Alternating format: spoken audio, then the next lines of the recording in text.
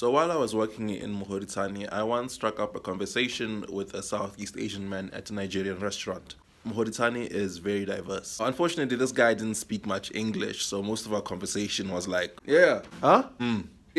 Anyway, some point during the conversation, he pointed at me and said, Nigeria? I assumed he was asking me if I was Nigerian, and I told him no, Botswana. And then he pointed at himself and said, Timor-Leste. What? Yes, I thought I heard that too. He must have seen from my blank facial expression that something had gone terribly wrong, so he leaned in and told me, East Timor. And I was like, East Timor, or the Democratic Republic of Timor-Leste, is a country in Southeast Asia. They were colonized by Portugal and then invaded by Indonesia, so it makes sense why English is not a language they had much access to. Anyway, the reason I bring up this story is I find it quite interesting how some words could be so innocent in some places, and then in other places they can be so different and sometimes even inappropriate. I mean, this guy was just trying to tell me which country he came from, but to me, for a split second, it sounded like he was admitting to a crime. There are actually a few other examples of this phenomenon happening. A few months ago, this picture trended on social media. See, what appears to be just a regular food delivery van on the streets of London got a lot of Botswana like, and it kind of makes sense why. I mean, that name, although it's misspelled, translates to something very different here. I think the fact that it's also a food delivery business, so I don't even think that's an actual Setswana word, but still, and for the sake of civility, I've decided not to say what this word translates to. But this phenomenon doesn't just work with foreign words that are translated this side. Even our words, when taken out into the world, can mean something completely different. 8 or so years ago, one of my favorite hip-hop artists, Frost, released a song called Pula.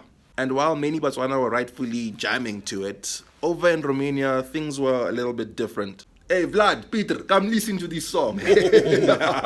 Well, the good thing is, despite all that, there was an opportunity to collaborate with a Romanian rapper, proving that as long as you're good at what you do, no matter what, people will want to associate with you.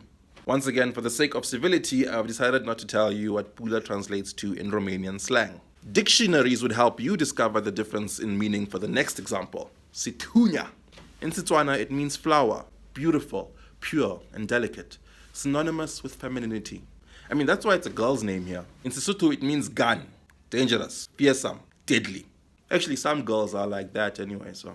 Okay, like obviously I'm being silly in this video, but I'm not trying to be rude or offensive. Like, this phenomenon actually has real world consequences. Consider this town in Austria. For more than 1,000 years it has had that name, but in 2021 they decided to change it because people kept stealing that sign, among other things. And by the way, it's pronounced Fuging. I should know. Ich spreche Deutsch. Ein bisschen. Anyway, the moral of this video is, yes, there's a moral this time. See, I'm growing.